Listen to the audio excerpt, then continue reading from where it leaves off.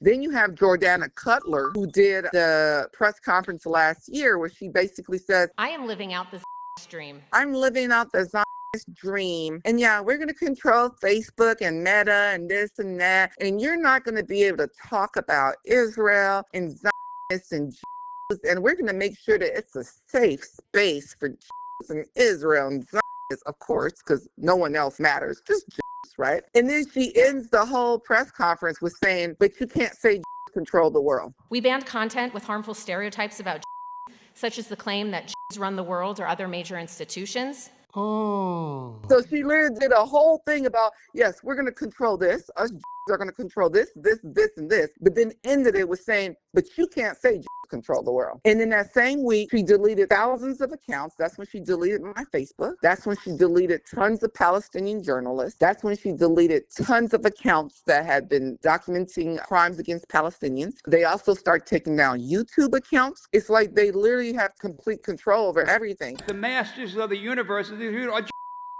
You know, we've got Altman and AI, we got Zuckerberg, we got Sergey Brin, we got the group across the board. Jan Combs, you know, founded WhatsApp.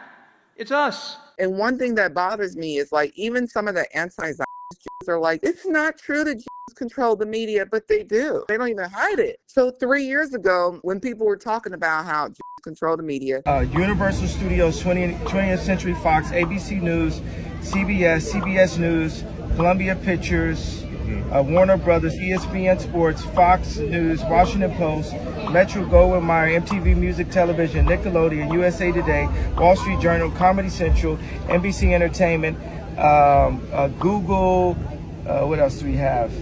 Disney, ABC Kids and Family, YouTube, Los Angeles Times, Discovery Network, Paramount Pictures, Facebook, Huffington Post, Yahoo, Marvel, Hulu, Cosmopolitan, Time, Touchstone, Associated Press, Pixar, Miramax, HBO, New York Post, LucasArts, MSNBC, DreamWorks Animation. Now, the thing is, I skipped over maybe about 5 of them because it was just unclear on this list.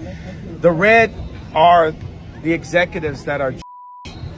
I told myself, I'm going to do my due diligence. I'm going to sit down and I'm going to search every single major news network in America. And I'm going to write it down and I'm going to write down their owner. So I did Fox, CNN, MSNBC, Disney, The Atlantic, the New York Times, the New York Post. The list goes on, right? So for 3.5 hours, I did this. And guess what? They were all that had ties to Israel. There was only one large news network I could find in America that was not owned by Jews, and that's the LA Times. It's owned by like this Asian South African dude. And they're always trying to attack him because it's not enough that they got 99%. They need to get that one last percent. Oh, teach. Because so many people start realizing this, then they start trying to change the ownership 2 years ago. So then they start trying to move the ownership from their name to like corporations and like that. But if you dig enough, you could still trace it back to each family. So then they start moving stuff around, but it doesn't even matter because now Larry Ellison is buying everything. So it's basically like it went from being owned by a bunch of Zionist Jews to one super powerful